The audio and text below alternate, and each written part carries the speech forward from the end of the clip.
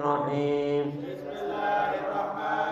نويت التعلم والتعليم والتذكر والتذكير والنفع والانتفاع والإفادة والاستفادة والحث على التمسك بكتاب الله وسنة رسول الله صلى الله عليه وسلم والدعاء إلى الهدى والدلالة على الخير ابتغاء مرضاته وثوابه وقربه وحسن الخاتمة مع اللطف والعفو والعافية وإلى حضرة النبي محمد صلى الله عليه وسلم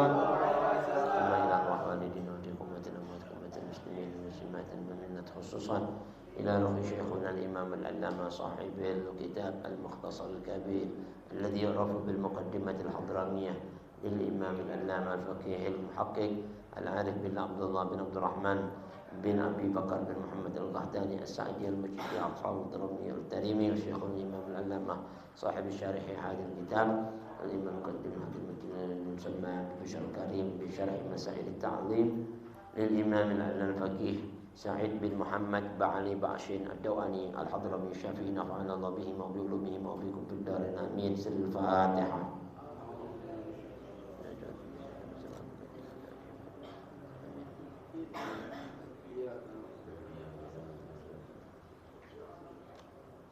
Assalamualaikum warahmatullahi wabarakatuh.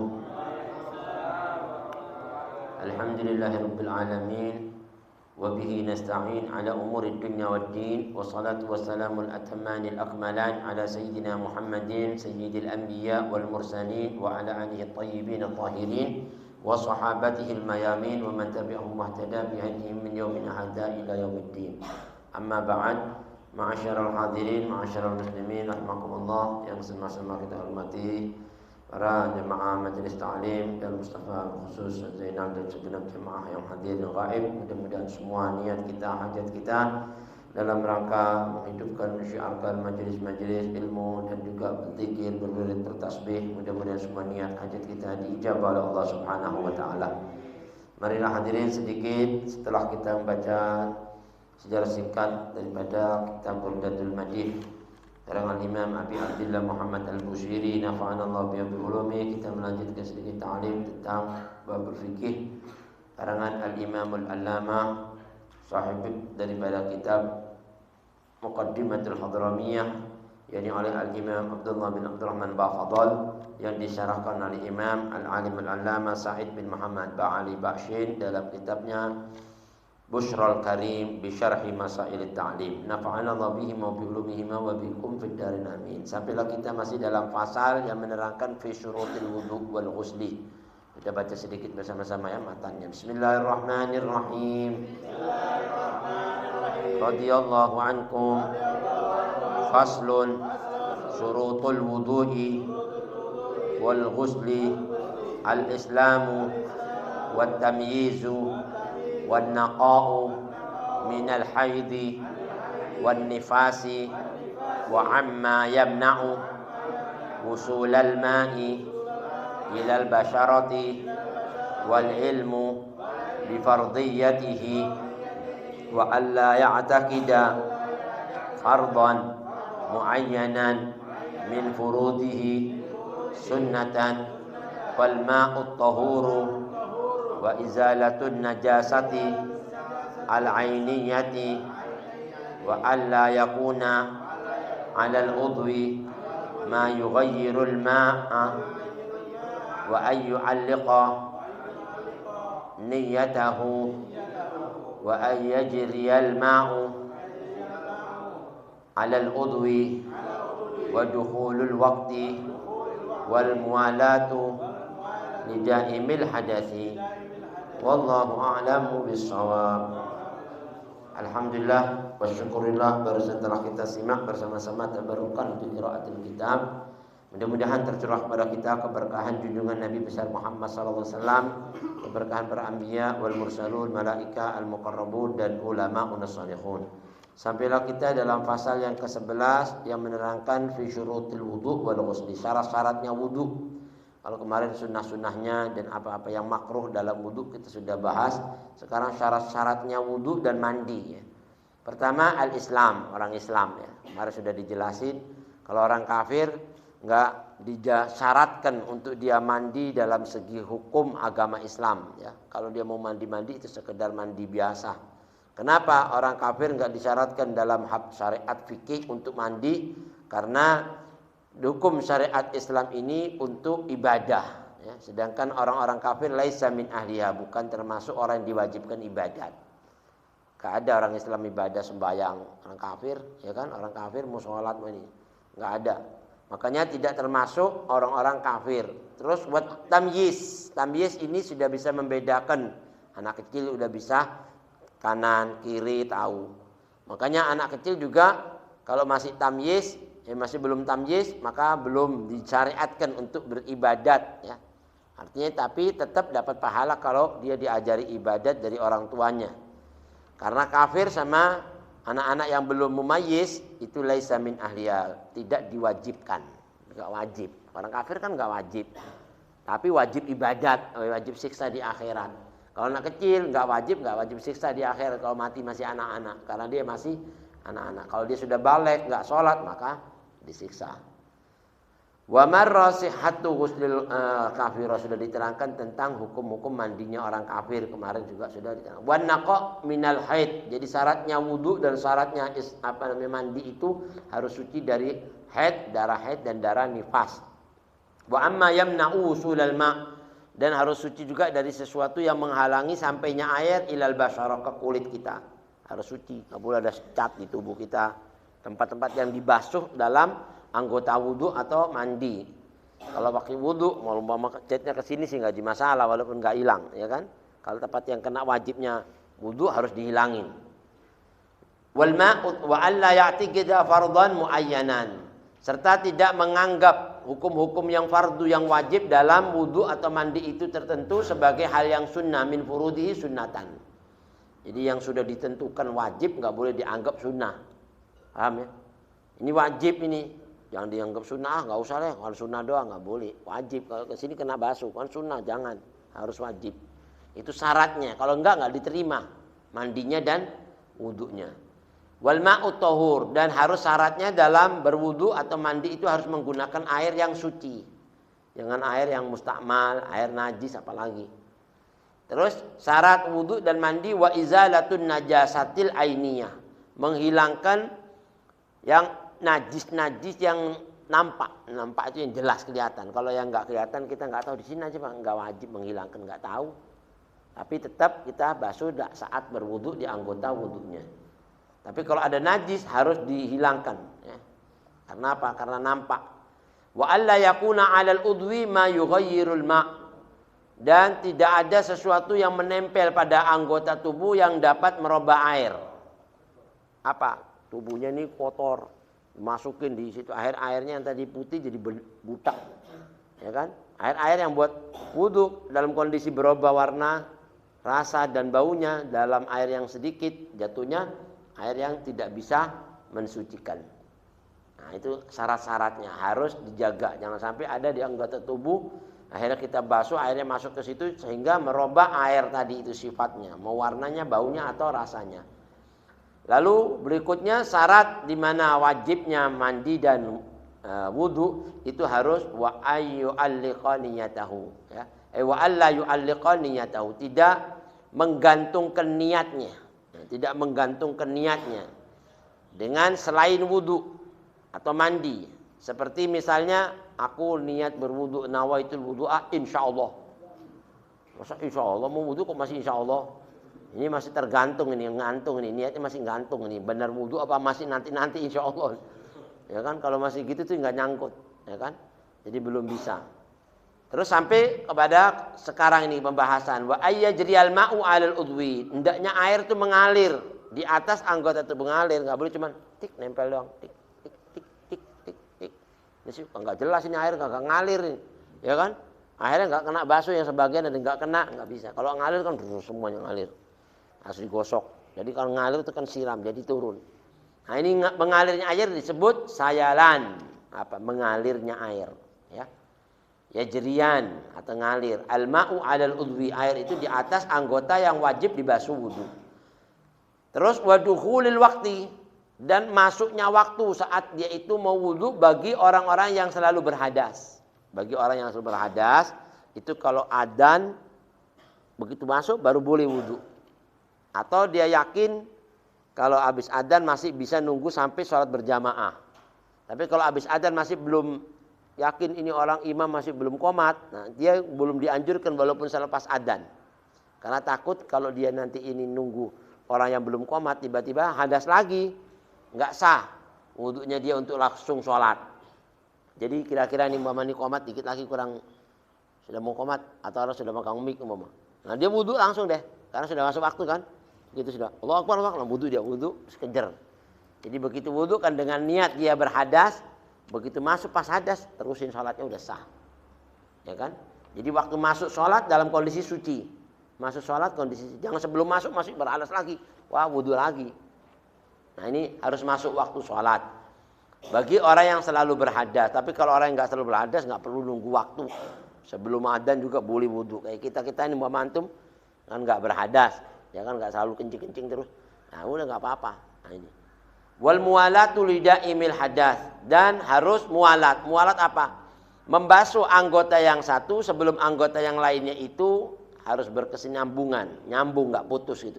Sebelum basuhan pertama kering, maka dia harus basuh lagi basuhan keduanya. Kalau udah kering, nyambung kedua itu namanya nggak muwalat. Paham ya? Harus muwalat. Wabil khusus buat orang-orang yang daimil hadas itu harus cepat nyambung.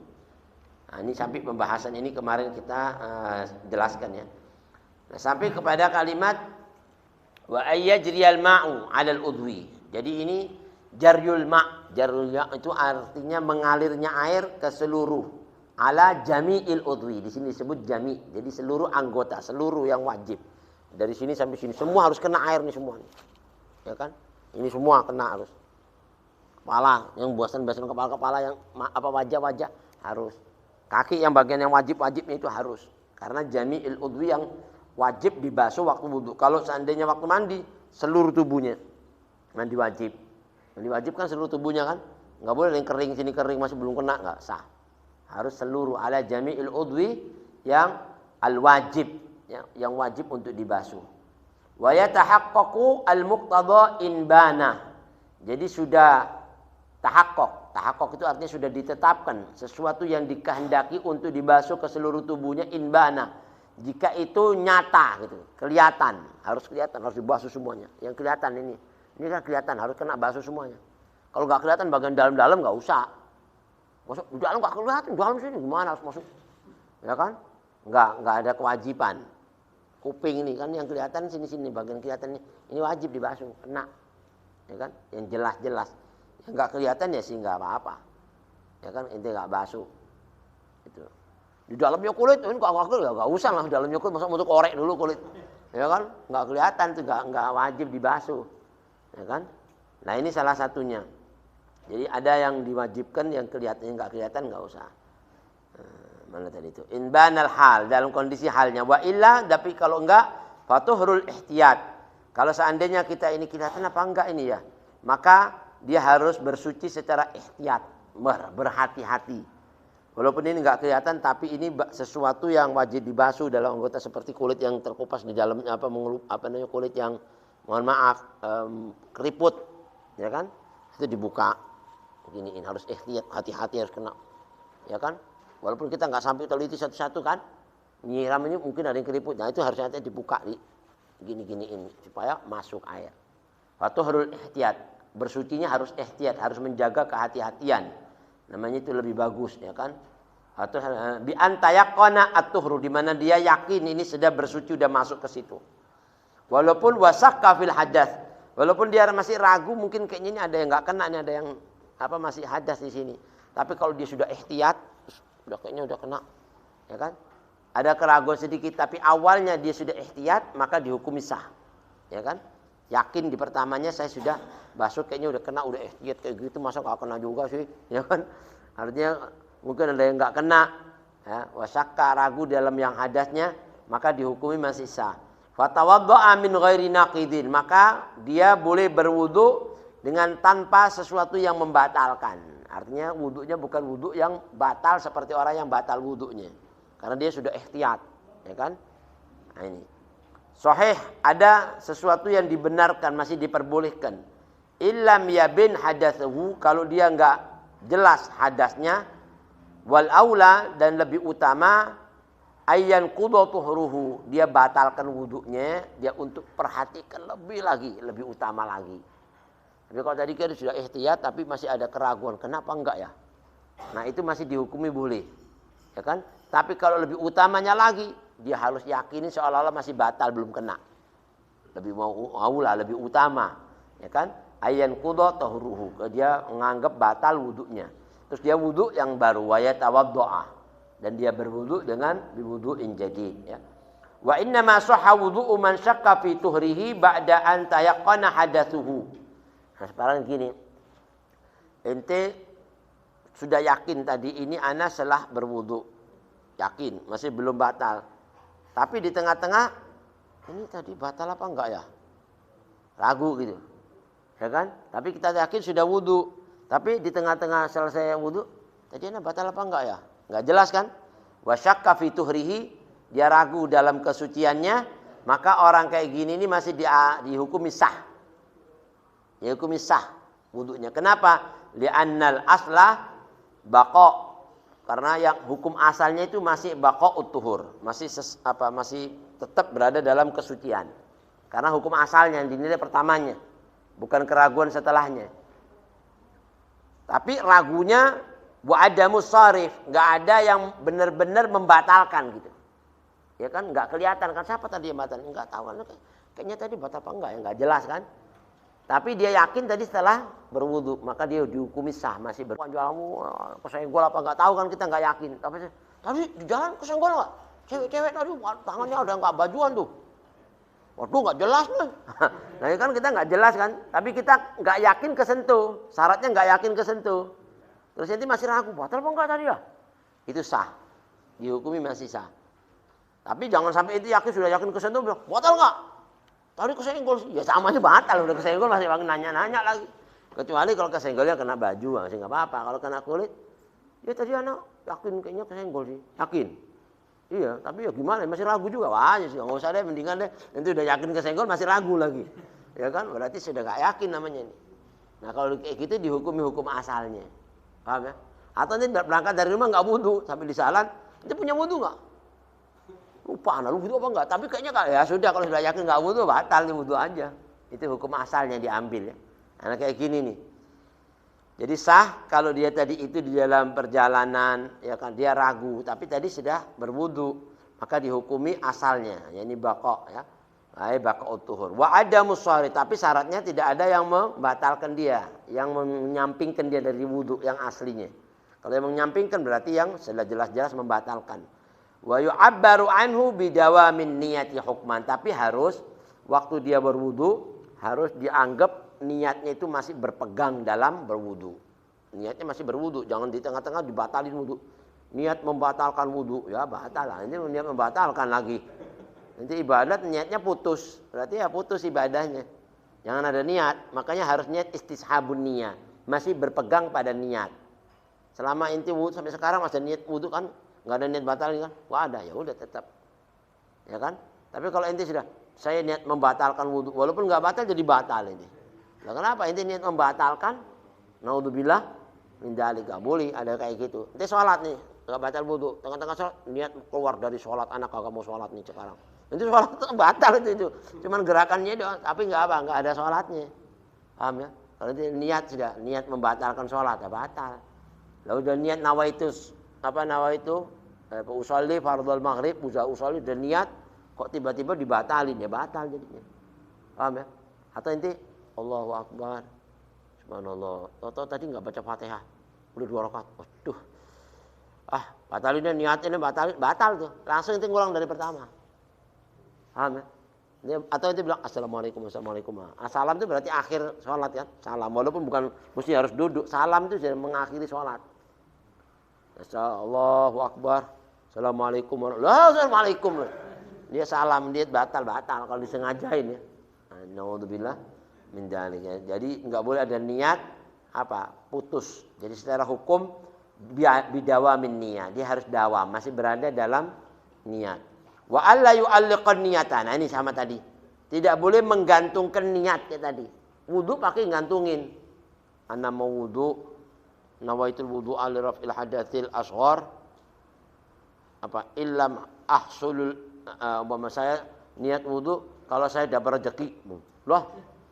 Ini wudu gara-gara rezeki apa karena Allah?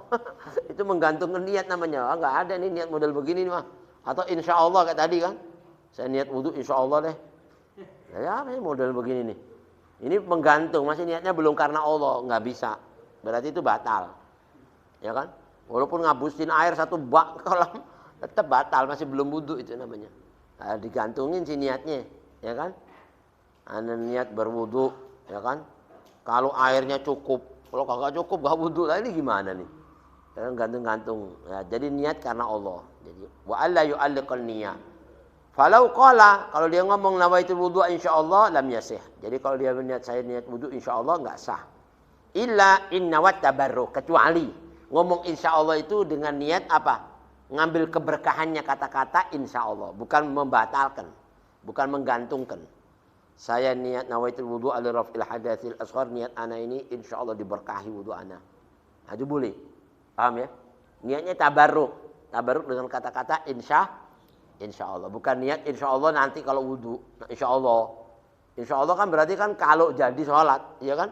Kayak ini sekarang, ente mau ke rumahnya ini nggak? Insya Allah, berarti kan kalau jadi, ya kalau jadi, kalau enggak apa-apa kan? Berarti kan tergantung tuh antara pergi apa enggak, ya kan? Nah kalau gini nggak boleh, ya kan? Kalau kita sudah niat wudhu ya sudah niat. Tapi kalau dia niat insya Allah diberkahi wudhu ana nih, awaitul wudhu insya Allah diberkahi. Itu kata-kata insya Allah ngambil keberkahan kata-kata insya Allah boleh. Litabaruk ya, tapi enggak usah gitu-gitulah. Nanti akhirnya keliru-keliru insyaallah, ayo kagak wudu insyaallah jadinya. Yang ada aja udah. Ya kan kalau inti niat tabaruk enggak apa-apa. Wallahu a'lam bisa. Terus wa dukhulul waqti. Masuknya waktu. Nah, ini masuknya waktu itu kalau orang-orang yang tidak berhadas enggak apa-apa, enggak masuk waktu terus wudu enggak apa-apa, sah. Nanti sekarang nih wudunya Isya nih. Subuh kan belum nih. Ini wudu untuk sholat subuh. Asal nggak batal sampai subuh ya nggak apa-apa. Paham ya? Nggak apa-apa. Karena ini bukan orang yang daimul hadas, orang yang sering beser. Sering beser itu mau kencing mulu bawaannya, ya kan? Nah dia khawatiri nanti inti pas nggak bisa ditahan kencingnya keluar. Nah itu kan ada yang sering beser itu nggak bisa ditahan. Taruh dikit keluar, tris, ya batal deh. Nah kalau orang-orang yang daimul hadas yang model-model begini, itu wudunya pas masuk waktu sudah adzan umpama Isya, udah adzan Isya, sambil imam pas mau masuk. Nah di situ inti wudu. Jadi cepat, begitu ini masih bersih, langsung selesai langsung bermakmum. Walaupun terlambat 1 rakaat nggak apa-apa, kejar. Jadi inti masuknya dalam kondisi suci. Paham ya? Lagi sholat Allah, foto tuh kayak kuartit, biarin nggak apa-apa, terusin, ya kan? Nah di sini wadukhulul waqti itu harus yakin masuk waktu sudah masuk gitu. Tadi udah ada yang adzan belum? Udah Pak. Siapa yang adzan? Wah jelas. Loh kamu bilang udah gimana sih? Nggak yakin kan? Wah tunggu dulu, tanya dulu siapa yang yakin. Ini jam berapa nih duhur? Jam 12. Jam 12 masuk belum? Kemarin sih jam 12 belum, tapi kadang-kadang adzan. Bingung nih yang mana yang benar nih. Tungguin sebentar deh. Masih nggak yakin kayak gitu kan, nggak yakin. Nah tahu kalau pas-pas benar-benar audonnan qawiyan, ya artinya tuh dugaan kuat. Udah jelas mah ini mah udah jam 12:10, masa belum adzan juga kan udah jelas kan? 12:10 udah jelas kan? Semua orang bilang kalau jam 12 walaupun dia nggak dengar adzan, jamnya benar kan? Benar. Ya udah, untuk langsung sholat. Kalau dia mau berjamaah sama siapa sama orang lebih bagus. Maksudnya ya kan? Wa taqdim istinja. Nah, didahulukan istinja waktu dia kan dia sering hadas. Begitu masuk disiram, istinja dibersihin dulu. Walaupun dia nggak kencing ini, seandainya dia nggak istinja nih, nggak kencing. Tapi kadang-kadang suka keluar, ya kan? Nah tetap didahulukan istinja bersihin dulu. Takutnya itu di tengah jalan keluar, dia nggak tahu kan keluar di situ istinja kan? Terus wudu nggak boleh. Didahulukan istinja bersih dulu. Sudah bersih, nah baru inti wudu. Cepat-cepat wudu. Berarti kan masih suci nih, jalan. Terus wudu, Allahu Akbar. Dan niat yang kemarin waktu apa itu wudunya? Niatnya. Nawaitul wudu'a li raf'il hadatsil. Nawaitul wudu'a li istibahatis shalah. Nah itu taharata li istibahatis shalah boleh atau nawaitul wudu'a li istibahatis shalah. Jadi wudunya itu bukan li raf'il hadas, tapi untuk diperbolehkan dia melaksanakan sholat. Karena kalau dia nggak ada niat diperbolehkan melaksanakan sholat, akhirnya raf'il hadas inti masih berhadas, berarti itu nggak sah berhadas sholat, ya kan? Karena waktu niatnya nggak ada untuk diperbolehkan. Kalau Allah sudah niat diperbolehkan silahkan. Gitu. Paham ya kira-kira? Nah, jadi didahulukan harus istinja. Wa tahaffud, dan dia harus jaga tahafud. Tahafud itu menjaga jangan sampai anak jalan sampai ke sini ini ada berasa keluar. Oh, enggak keluar kayaknya. Apa? Di tengah jalan, lo keluar nih, gimana nih? Ya sudah nggak usah balik lagi. Ya kan? Orang belum sholat langsung keluar, berarti masih hadas kan? Balik lagi. Keluarin bersihin. Makanya harus pakai apa tuh namanya celana yang bisa nahan air itu. Apa namanya? Air kencing itu. Jadi nggak kena ke kainnya. Ya kan? Nah, kayak model pempes tapi nanti kalau masuk dicopot. Paham ya? Jadi kan suci kan? Nah, maksudnya begitu. Ya memang itu kondisi orang begitu. Bagaimana ya kan? Nah, itu. Wa tahaffud, dia menjaga dari apa? Dari seninya jangan sampai keluar sebelum dia sholat. Tapi kalau sudah masuk sholat keluar sudah nggak apa-apa. Itu sudah sah. Karena tadi kan istibahatis diperbolehkan sholat. Nah, nanti kalau kita mau sholat kedua kali wudu lagi. Karena kan udah batal tadi. Tapi sholatnya waktu sholat dianggap sah. Itu namanya daimul hadas. Terus al-wala, al-muwalat. Nah, jadi wadukhul waktu wal muwalat. Muwalat itu al-wila. Kalau dalam bahasa Arab membasuh anggota yang satu sebelum anggota lain yang kedua itu kering, ya kan? Jadi anggota yang pertama, membasuh anggota yang kedua sebelum anggota yang pertama itu kering. Jadi maksud, itu wudu. Ini masih basah nih, terus nyambung ke tangan, itu, terus nyambung lagi ke kepala, nyambung, nggak putus. Putusnya boleh, tapi jangan sampai kering, gitu. Waktunya itu. Tapi lebih afdol walaupun nggak kering tetap inti nyambung. Paham ya? Lebih afdol. Walaupun kalau wudu, bagi-bagi kopi. Ya udah ntar lu kopi. Balik lagi kopi. Ini nih orang mau wudu rebutan kopi lagi, ya kan? Ntar kok nggak berbagi nggak dapat ini. Lari ke sana balik lagi. Itu sah asal belum kering masih sah. Tapi lebih afdol nggak usah ke situ dulu. Ngapain ngurusin yang lainnya kan? Ini urusan ibadah diutamain dulu selesaiin. Jangan ibadah belum selesai urusan dunia lagi makan. Ya kan bagiin dong, awas nanti kurang ajar. Yang dibagi-bagi, harus balik. Ini enggak sah. Ya apa enggak afdol gitu. Mualat, maknanya katanya ulama ai bainahuma, antara wudu pertama, basuhan pertama sama basuhan kedua itu nyambung. Mau sunnahnya, mau wajibnya. Kan biasanya kan habis tangan, kepala terus apa kuping ya. Mau kuping ini kan sunnah. Itu nyambung ke kuping langsung ke kaki gitu, enggak putus-putus. Kalau bisa nggak usah ngomong aja masih dimakruhin. Ngomong urusan dunia lagi wudu cerita. Lu dari mana lu? Ngomong ini macet banyak, ribet. Ngurusin macet-macet nggak usah ada wudu, ada urusan macet nanti ngapain? Ya kan? Udah wudu aja nggak usah cerita-cerita, ya kan? Walaupun boleh ngomong, cuman makruh. Sama kayak orang tawaf itu cerita-cerita itu boleh tawaf, tapi cerita dunia. Tapi kalau ngomongin orang tambah nggak boleh. Ya kan, buset tuh kurang ajar orang di jalan ditendang sama dia.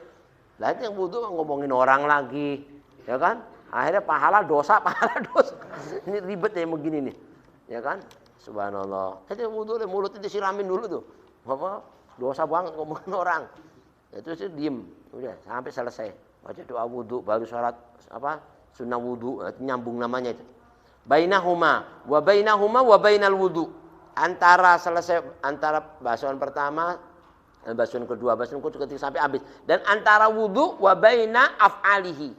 Perbuatan wudu apa itu? Tingkah lakunya seperti perbuatan wudu ngambil air ini semuanya itu nyambung nggak putus. ya kan? Sampai ngangkat kakinya, perbuatan wudu apa aja semua nyambung semua nggak putus. Kepala ke ini kan, ngangkat baju sedikit gini, itu nyambung perbuatan wudu semua kan? Kalau baju kalau nggak diangkat kan puasa semuanya. Nah, itu perbuatan wudu juga nyambung semua nggak putus. Wa bainas shalah, wa bainahum wa bainas shalah. Antara perbuatan sampai ke sholat nggak putus, nyambung terus. Khusus lidah imil hadas. Bagi orang-orang yang selalu dawam dalam hadas itu nggak boleh putus, nyambung terus. Pokoknya nggak usah ya macam-macam, nggak usah ngurusin selain urusan wudu sama urusan sholat deh, nggak ada. Nyambung dari urusan wudu sampai perbuatan wudu sampai ke sholat sampai ngabis dia sampai sholat pokoknya.